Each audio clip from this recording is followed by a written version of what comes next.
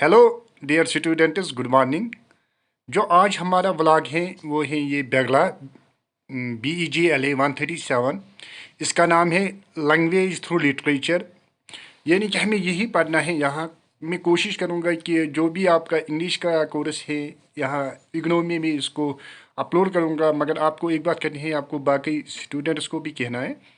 हाँ, बेगला 137 language through literature. यानी कि अगर हम यहाँ देखेंगे ये बहुत इजी है। यहाँ क्या हमें कह रहा है, अगर हम इन पहले नर्चल में देखेंगे समरी टाइप में, यह हमें ये कह रहा है कि जो लैंग्वेज है, हम लैंग्वेज कैसे सीखते हैं, किससे? लिटरेचर से। पहले हमें मालूम होना चाहिए लैंग्वेज किसे कहते हैं।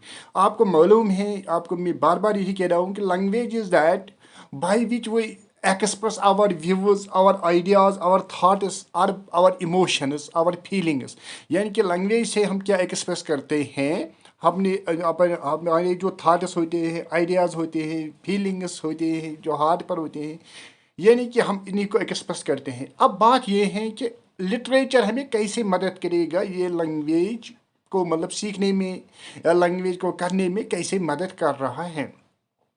ये बहुत इजी है। आपको आपने आपने पढ़ा है, मिसाल के लिए इंग्लिश या उर्दू और हिंदी आपने पढ़ा है, पहले से ही एज लैंग्वेज आप पढ़ रहे हैं। मगर जब आप पढ़ते हैं आपको मालूम है, आपको वहाँ स्टोरीज होती है। मिसाल के लिए इंग्लिश में आपको डायरेक्ट ये नहीं कहते हैं कि आपको इंग्लिश ये करना है वो वहाँ आपको थ्रू स्टोरीज सिखाते हैं या पोइम्स।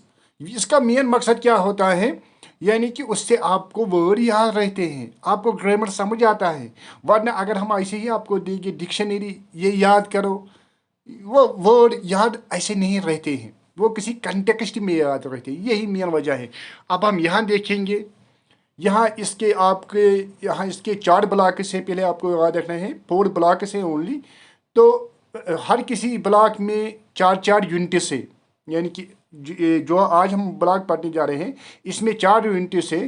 तो वो 4 यूनिट्स यहाँ आप देख सकेंगे वो क्या है। यूनिट नंबर 1 है वर्सेस वर्सेस मेटाफॉरिकल मीनिंग। यानी कि जो हम वर्स पढ़ते हैं, जो हम पढ़ते हैं उसकी मेटाफॉरिकल का मानी होता है डीपर मीनिंग। आपने देखा होगा कि कभी कभी वर्ड हमें समझ नहीं आ रहे, उसका और किस कुछ मानी होता है। यहाँ इसका कहने का मतलब यही है। हम मैं भी आपको दिखाऊंगा। सेकंड यूनिट है extension of meaning. Second unit में भी यहाँ यही कह रहा है, एक्सटेंशन का मानी होता है जब हम वर्ड को मतलब डीपर से देखेंगे। वर्ड में मतलब वहाँ तो वर्स में था, वर्स आपको मालूम है कि वो पोइट्री में हम इस्तेमाल करते हैं ज़्यादातर। तो यहाँ वर्ड की डीपर मीनिंग होती है, मैं भी आपको दिखाऊंगा। इसी तरह मिसाल के लिए यूनिट नंबर 3 में है मल्टीपल मीनिंग्स। हाँ, अब यूनिट 4 फिर लास्ट पर है, that is study of the literary text. हमें टेक्स्ट कैसे पढ़ना है। इन शॉर्ट अगर हम देखेंगे, हमें ये यही सिखाता है कि हमें पोइट्री कैसे पढ़नी है, हमें प्रोज कैसे पढ़ना है। यही है मेन मकसद यहाँ। हाँ, मैंने आपको पहले ही कहा है कि ये इस क्रेडिट का कोर्स है। अब हम डायरेक्टली यहाँ से स्टार्ट करेंगे, आपको खुद समझ आएगा कि हमें क्या क्या टॉपिक है। हाँ देखो पहले क्या है। पहले इंट्रोडक्शन जो मैंने आपको कहा है कि ये क्या है, लैंग्वेज एंड लिटरेचर। आपको मैंने कहा इन शॉर्ट कि लैंग्वेज में हम क्या करते हैं, अपने व्यूज़ एक्सप्रेस करते हैं, अपने आइडियाज़ एक्सप्रेस करते हैं, जैसे यहाँ इसे दिखाया है। हाँ, अब बात यह है कि हम कैसे व्यूज़ और आइडियाज़ को समझते हैं। आपको मालूम है कि दुनिया में बहुत सारे लैंग्वेजेस हैं। ये कहा जा रहा है कि मोर देन 8000 लैंग्वेजेस हैं। अब जो हम कहेंगे दूसरे को तब वो समझ आएगा जब हमारी लैंग्वेज कॉमन होगी। अगर हमारी लैंग्वेज कॉमन नहीं होगी तो ये मुश्किल होगा कि हम समझेंगे। मिसाल के लिए कोई किसी का उर्दू होता है, इसको इंग्लिश समझ नहीं आ रहा है, किसी का हिंदी, किसी का पर्शियन, किसी का संस्कृत। ये तो आपको याद रखना है कि कॉमन लैंग्वेज होनी चाहिए, तब हमें समझ में आएगा। हाँ, अब बात है यहाँ इंपॉर्टेंट क्वेश्चन। मैं आपको मतलब एग्जामिनेशन पॉइंट ऑफ व्यू से भी पढ़ाऊंगा कि एग्जाम में आपको क्या पूछे वहाँ वहाँ क्वेश्चन होगा, make the difference between speech and writing, या write a short note upon speech and writing. ये इंपॉर्टेंट क्वेश्चन है, बहुत इंपॉर्टेंट। आपको मालूम है कि स्पीच हम क्या, जब हम जुबान से कहते हैं, ऑरली कहते हैं। तो आपको इससे पहले भी मैंने कहा कि स्पीच में हम क्या करते हैं, इस्तेमाल साउंड से इस्तेमाल करते हैं। तो राइटिंग में आपको मालूम है हम लिखते हैं, हाथ से पेन से लिखते हैं कागज़ पर या और किसी बोर्ड पर। तो वहाँ हम अल्फ़ाबेट्स इस्तेमाल करते हैं, वही आपको लिखना है। ये बहुत इंपॉर्टेंट क्वेश्चन है, ये आपको याद रखना है कि स्पीच और क्या कहते हैं, राइटिंग। ये इम्पॉर्टेंट है। अब यहाँ खुद भी आप देख सकेंगे, यहाँ उसने क्या क्या लिखा है। हाँ, तो मैंने आपको पहले भी कहा है कि जब हम बात करते हैं वहाँ मतलब स्पीकर होता है या आथर होता है या राइटर, इसको एड्रेसर कहता है, जो एड्रेस करना चाहता है। जो मिसाल मैं आपको कुछ कहना चाह रहा हूँ, आप मैं क्या कहना चाह रहा हूँ वो मेरी मैसेज है। आप जो ऑडियंस हैं या रीडर जो होंगे, इनको मतलब एड्रेसी कहते हैं। आपको याद रखना है, एड्रेसर, एड्रेसर का माने है कहने वाला, लिखने वाला या आथर। मैसेज जो हम मैसेज मतलब देने चाहते हैं या कहने चाहते हैं, और एड्रेसी वो होते हैं जो ऑडियंस होगी और जो रीडर्स होगी। ये आपको याद रखना है। हाँ, और अब बात ये है, मैंने अभी आपको कहा है स्पीच। स्पीच के दो किस्म हैं, ये आपको मालूम है। एक होता है डायरेक्ट, दूसरा होता है इनडायरेक्ट। डायरेक्ट का माने क्या है, जब हम एक्चुअल वर्ड शब्द स्पीकर कहेंगे। मिसाल के लिए मैं कहूँगा आपको, कल मैं नहीं पढ़ाऊँगा। आप कहेंगे बाकी स्टूडेंट्स को कि सर ने कहा कल मैं नहीं पढ़ाऊँगा। ये एक तरीका है कहने का, इसको डायरेक्ट कहते हैं, यानी कि जो मैंने कहा है आपने भी वही कहा है दूसरे को। दूसरा तरीका इसका ये होता है, आप इनडायरेक्ट में कहेंगे। आप कहेंगे सर ने कहा वो कल नहीं पढ़ाएगा। आपने, मैंने तो वो नहीं कहा, आपने मेरे जगह वो कहा है। तो मतलब मैसेज सेम होती है, मगर इसके दो तरीके होते हैं कहने के, डायरेक्ट और इनडायरेक्ट। ये आपने पढ़ा होगा नरेशन में भी। हाँ, अब है जो आपको मैंने पहले भी कहा, literal versus metaphorical meaning. In short आपको रखना बहुत आसान है, ये भी क्वेश्चन एग्जाम में पूछा जाएगा। Make the difference between literal and metaphorical meaning, या डिफाइन लिटरल मीनिंग। बहुत आसान है, आपको कुछ नहीं लिखना है। लिटरल में आपको इन शॉर्ट लिखना है, यहाँ सुपरफिशियल मीनिंग होती है। यहाँ हमें डायरेक्टली समझ आ रहा है कि कहने वाले को क्या कहना है। मैं कहूँगा दिस इज डॉग, आपको सीधे समझ आएगा ये कुत्ता है। अगर मैं कहूँगा he is like the dog, उसमें कुत्ते जैसे क्वालिटी हैं। या मैं कहूँगा दिस इज लायन, आपको सीधे समझ आएंगे कि लाइन है, शेर है। अगर मैं कहूँगा किसी बाय को यू आर लायन, यहाँ वहाँ तो डीपर मीनिंग है, वहाँ इसका मायने है वो बोल्ड है, उसमें लाइन जैसे क्वालिटीज है। ज़्यादातर हम ये इसको लिखा भी है यहाँ, लिटरेरी वर्सेस। लिटरेरी वर्सेस हम ज़्यादातर पोइट्री में इस्तेमाल करते हैं, क्योंकि पोइट्री में हमें वो यूनिट नंबर 2 में पढ़ना है, वहाँ लिटरेरी टर्म्स हम इस्तेमाल करते हैं। लिटरेरी टर्म्स की वजह से उनमें डीपर मीनिंग होती है, जो मैं ये क्या कहते हैं मतलब मेटाफोरिकल या डीपर मीनिंग उनमें होती है। यही हमें वहाँ देखना है। ये बहुत आसान है, आप खुद भी देख सकेंगे, ये एक्सरसाइज आप खुद कर सकेंगे। अब एक है यहाँ एक्सटेंशन ऑफ मीनिंग, बहुत आसान है। एक्सटेंशन का मीनिंग क्या है, मिसाल के लिए हमें मुझे कुछ आपको समझाना है। मिसाल के लिए मुझे कोई एब्स्ट्रैक्ट चीज़ आपको समझाना है। मुझे मिसाल के लिए ब्यूटी समझानी, मैं कहूँगा कोई ब्यूटीफुल है। आप कहेंगे सर कहाँ है, मैं कहूँगा कोई ईमानदार है, ऑनेस्ट है। आप कहेंगे सर हमें समझ नहीं आ रहा ये ईमानदार क्या है, ऑनेस्ट क्या है। फिर मैं एग्जाम्पल दूंगा। मैं मिसाल के लिए किसी बंदे को लाऊंगा, उसको मतलब इसके पास में कुछ पैसे डालूंगा, अगर उसने उठाया जेब में रखा तो मैं कहूँगा ये ऑनेस्ट नहीं है, ये ईमानदार नहीं है। दूसरा अगर कोई होगा वो वहीं रखेगा या वापस किसी को गिरेगा, यहाँ किसी को पैसे मत गिरे, मैं दिखाऊंगा कि वो ईमानदार है। यानी कि इन शॉर्ट आपको याद रखना है, एक्सटेंशन ऑफ मीनिंग में हम क्या करते हैं, हम from concrete object to abstract करते हैं। यानी कि जो हम टच कर सकते हैं, देख सकते हैं, उससे हम एक्सप्लेन करते हैं इन चीज़ों को जो हम टच नहीं कर सकते हैं, जिनको हम नहीं देख सकते हैं। बहुत आसान है, बहुत आसान। यही एग्ज़ाम में पूछे जाते हैं। अगर आप इतना ही पढ़ेंगे तो मैं आपको, हाँ, गाड़ी दे दे। और क्या होता है एक्सटेंशन मीनिंग में, from living animal to non living and vice versa. मिसाल के लिए अगर आपको मुझे समझाना होगा, मिसाल के लिए एयरप्लेन, किसी ने अगर जहाज़ नहीं देखा होगा, मुझे उसको समझाना होगा। मैं बच्चों को कहूँगा वो एक जानवर की तरफ होता है, एक कौवा की तरफ होता है, उसके विंग्स जैसे होते हैं, उसका टेल जैसा होता है, वो ऐसा मूवमेंट कर रहा है। यानी कि जब मैं आपको एक्सप्लेन करूँगा कोई नॉन लिविंग चीज़ लिविंग से, या लिविंग चीज़ नॉन लिविंग से, लिविंग में आपको मालूम है वहाँ एनिमल्स भी और ह्यूमन्स भी इंक्लूड होते हैं। तो मतलब जहाँ मैं एग्जांपल आप दूंगा लिविंग की नॉन लिविंग से, नॉन लिविंग की लिविंग से। मिसाल के लिए अगर मुझे किसी बच्चे को ताजमहल दिखाना होगा, ताजमहल के बारे में कहना होगा, मैं उसे कभी नहीं देखा होगा, मैं उसको कहूँगा ये एक बिल्डिंग जैसी है, जैसे मकान जैसा है, उसमें ये है, उसमें वो है, मतलब एक्सप्लेन करूँगा मैं उसको किसी से। खास कर यहाँ लिविंग से नॉन लिविंग, नॉन लिविंग से लिविंग। मिसाल के लिए one leg of the table was broken, table की एक लेग ब्रोक हो गई थी। यानी कि आपको मालूम है लेग किसको होती है, इंसान को। हमने यहाँ इंसान की लेग को कंपेयर किया है टेबल की लेग से, समझ आ रहा है। या मिसाल के लिए यहाँ और एग्जांपल उसने दी है, the mouth of the cave was blocked by a big stone. Mouth तो किनका होता है, इंसान का। हमने यहाँ का है जो केव था, जो गुफा था, उसका जो माउथ था यानी कि होल था, ओपनिंग थी, वो बंद हो गई है। हमने उस होल को उस मतलब को कंपेयर किया है किससे, माउथ से। ये आपको याद रखना है। यानी कि लिविंग टू नॉन लिविंग और नॉन लिविंग टू लिविंग, बहुत एग्जाम्पल जब हम देते बहुत आसान है। मैं तो इसमें ज़्यादा लंबा नहीं कहना चाह रहा हूँ क्योंकि फिर ज़्यादा लंबा होता है। हाँ, animal to human and vice versa, जो मैंने आपको पहले भी कहा है। कभी कभी हम एनिमल टू ह्यूमन, वहाँ हमने लिविंग टू नॉन लिविंग। अब एनिमल, मिसाल के लिए किसी एनिमल में कोई क्वालिटी होती है, हम इसको मिसाल के लिए अभी मैंने आपको कहा लायन, या मिसाल के लिए मैं कहूँगा he is chameleon, he is a real chameleon. Chameleon किसको कह रहे, गिरगिट को, जो कलर चेंज करता है। कोई इंसान होता है ना, वो मतलब अपने आप को मतलब चेंज कर रहा है सिचुएशन के हिसाब से। या मैंने भी कहा, आपको कहा he is lion, that mean he is bold. जब मैं एनिमल की क्वालिटीज़ किस में एट्रीब्यूट करूँगा, नॉन ह्यूमनज या ह्यूमनज में, या ह्यूमनज की क्वालिटी एनिमल में, ये वाइस वर्सा होता है। मिसाल के लिए समझ आ रहा है। इसी तरह है extension of magnification. Extension of magnification क्या होता है, ये याद रखना है।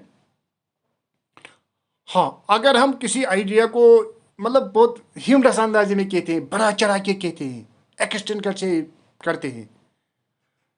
अगर हम किसी चीज़ की इंपॉर्टेंस को मतलब बढ़ावा देना चाहते हैं, समझ आ रहा है। मिसाल के लिए हम कहेंगे, इसने यहाँ एग्जांपल दी हुई होंगी,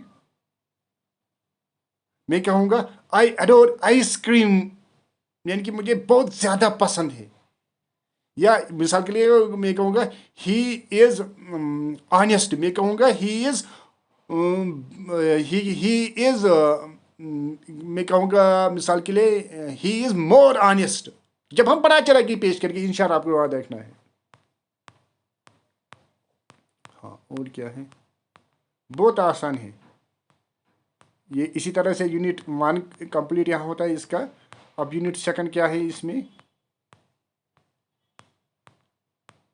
हाँ यूनिट 2 जो हमने इससे पहले भी पढ़ा है, एक्सटेंशन ऑफ मीनिंग, वही है। अब यहाँ ये थोड़ा एक्सप्लेन करेगा फिर से, वरना तो हमने भी पढ़ा भी है ये। यानी कि multiple meaning and extended meaning. Multiple, जो आपको मैंने कहा कि कोई वर्ड होते हैं, उनके एक ही वर्ड के मुख्तलिफ मायने होते हैं। या आपको आपने मतलब जब हम इसको कंपेयर करते हैं, मिसाल के लिए मैं आपको यहाँ दिखाऊंगा मेरे कहने का मतलब क्या है। हाँ, मिसाल के लिए लाइट, लाइट का माने होता है रोशनी, इसने यहाँ लिखा है सनलाइट। लाइट का माने है रोशनी, आप ये हर किसी को मालूम है। मगर अगर मैं कहूँगा this is light bag for me, वहाँ लाइट का माने रोशनी नहीं है, वहाँ लाइट का माने है हल्का। यानी कि हाँ, लाइट का माने यहाँ हल्का भी है, लाइट का माने यहाँ रोशनी भी है, यानी कि इसके दो माने हैं। अब हमें कंटेक्स्ट में देखना है कि ये किस लाइट की तरफ मतलब हमें यहाँ कह रहा है। इस शॉर्ट आपको याद रखना है कि मल्टीपल मीनिंग जब होगी। मिसाल के लिए ईयर, ईयर का माने है कान, ईयर, या हियर, हियर का माने है सुनना। हियर, HERE, हियर, हियर माने यहाँ, हियर माने बालू। यानी कि एक ही वर्ड की जब मुख्तलिफ मानी होंगी, ये बहुत आसान है। रिलेटेड टू मल्टीपल मीनिंग, जो आपको मैंने पहले ही कहा है, कभी कभी सेंटेंसेस के भी मल्टीपल मीनिंग होते हैं। वहाँ हमने वर्ड के कहा है, कभी कभी सेंटेंसेस में भी।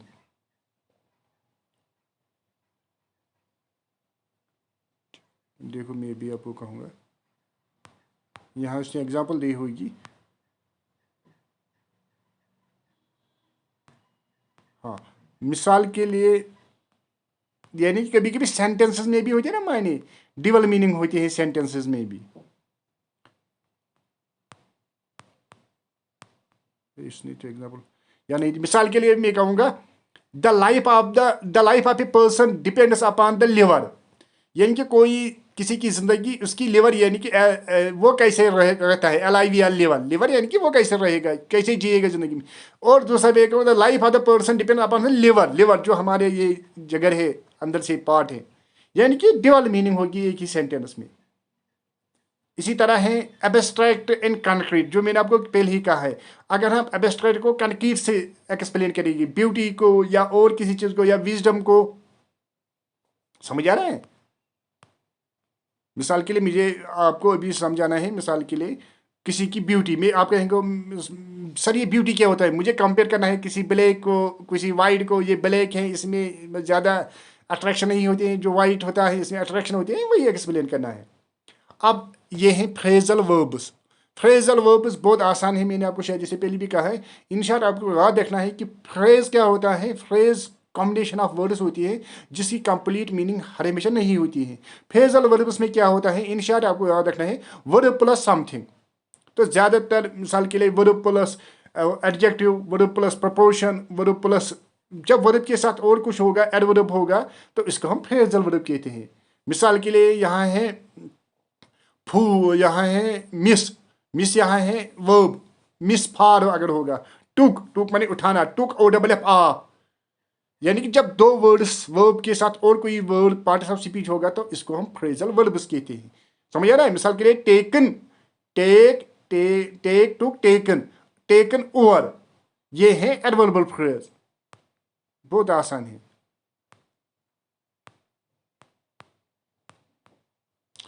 इसी तरह यहाँ है a word used as different parts of speech. हाँ, अब आपको याद रखना है कि एक ही वर्ड हम, मिसाल के लिए मैंने आपको अपने पार्ट्स ऑफ स्पीच पढ़ा होगा, जहाँ हम नाउन पढ़ते हैं, वर्ब पढ़ते हैं, एडवर्ब पढ़ते हैं, एडजेक्टिव पढ़ते हैं। एक ही वर्ड को हम कभी नाउन इस्तेमाल करते हैं, कभी वर्ब करते हैं इस्तेमाल, कभी एडजेक्टिव। मिसाल के लिए एक एग्जाम्पल मैं आपको दूंगा, आपको खुद ही समझ में आएगा बहुत आसान तरीके से। मिसाल के लिए बुक, बुक हम किससे कहते हैं, किताब को, this is book, this is my book, वहां वो नाउन है। अगर मैं आपको कहूँ please book A seat for me, मेरे लिए एक सीट बंद करना, वहां बंद करना, वहां उसका माने है वर्ब। अगर मैं कहूँगा ही इज बुक वर्म, वो किताबों का कीड़ा है, वहां वो एडजेक्टिव है। या मैं कहूँगा ही इज बुक सेलर, वहां वो एडजेक्टिव है। यानी कि जब हम एक ही वर्ड को मुख्तलिफ पार्ट्स ऑफ स्पीच में यूज़ करेंगे तो उसके मतलब कभी कभी उसके मुख्तलिफ मीनिंग होते हैं, कभी कभी सेम होते हैं, मगर ज़्यादातर मुख्तलिफ ही मीनिंग होते हैं। समझ आ रहा है। बहुत आसान है, बहुत आसान, ये तो कुछ डिफिकल्ट ही नहीं है। हाँ, तो यही था यूनिट नंबर 2, है ना, आसान, बहुत आसान है। अब हम देखेंगे यूनिट नंबर 3 में क्या है, मल्टीपल मीनिंग्स। हाँ, आपने शायद पढ़ा होगा होमोफोनस, होमोनीमस, होमोफोनस, ये क्या होते हैं। Homonymous words having the same sound and spelling.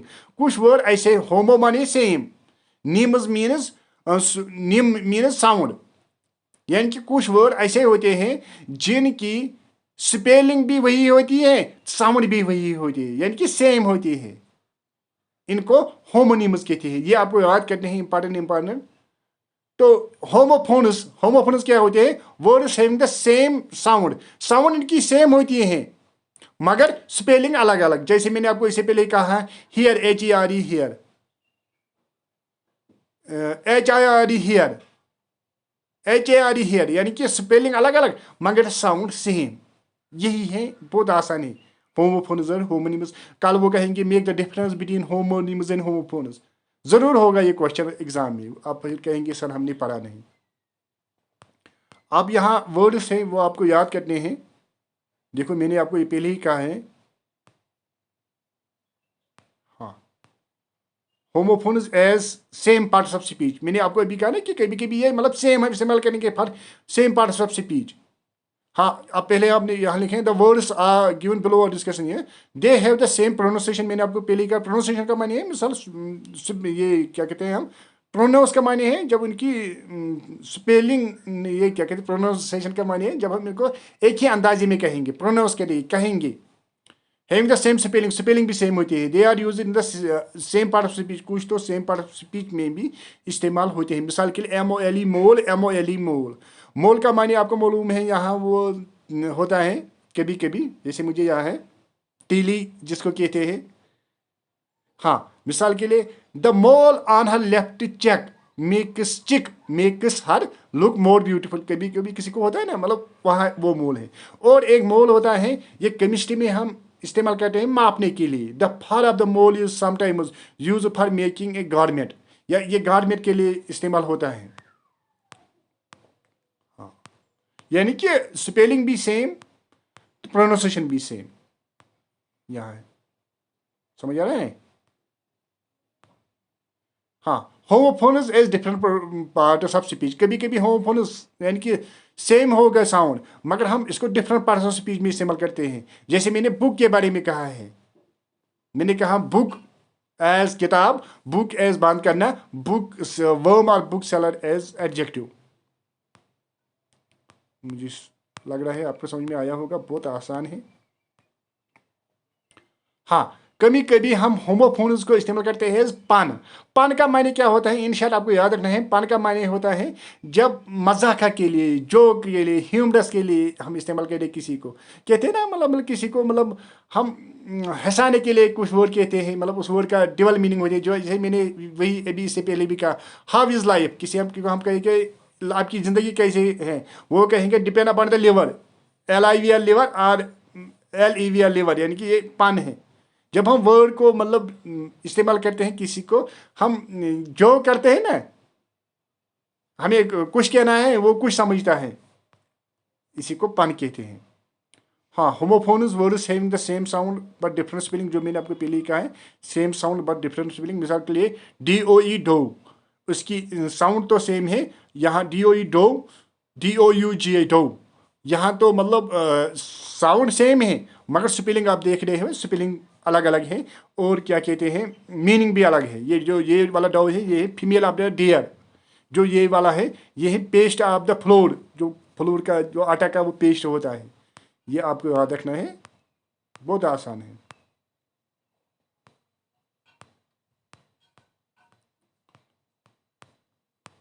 मुझे लग रहा है इसी से बहुत आसान है, ये कुछ नहीं है।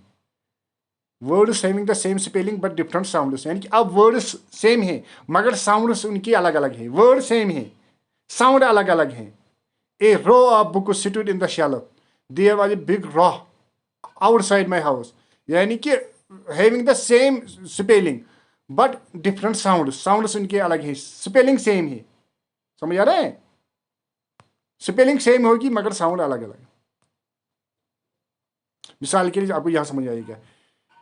हाँ, एक्सेस, एसेस, अब हम इसको एसेस कहते हैं एक्चुअली, मगर अगर हम ऐसे भी कहते हैं एक्सेस, एक्सेस माने है पहुंच। एक्सेस, EXE एक्सेस के बने इसके बगैर। एक है ACCE एक्सेस, पहुंच। दूसरा एक्सेस, EXE एक्सेस, इसके बगैर। मिसाल के लिए कैरियर, CARR कैरियर। कैरियर का माने है प्रोग्रेस ऑफ लाइफ, प्रोफेशन, आपका कैरियर क्या है। और एक है CARR कैरियर। कैरियर का माने है हाँ, जो मतलब कोई चलाने वाला होता है। ये बहुत आसान है। इसी तरह से हमने ये यूनिट भी कंप्लीट किया है।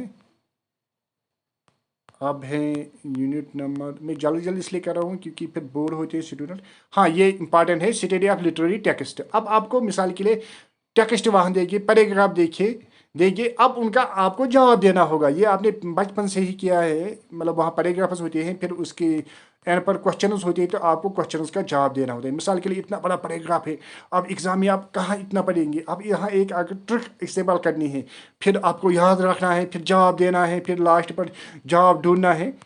तो यहाँ पहले ही एक बात याद रखनी है कि बहुत सारे बच्चे क्या करते हैं, वो डायरेक्टली पैराग्राफ से निकालते हैं, यहाँ से यहाँ तक। वो नहीं करना होता है, आपको एक्चुअली अपने वर्ड्स में लिखना होता है।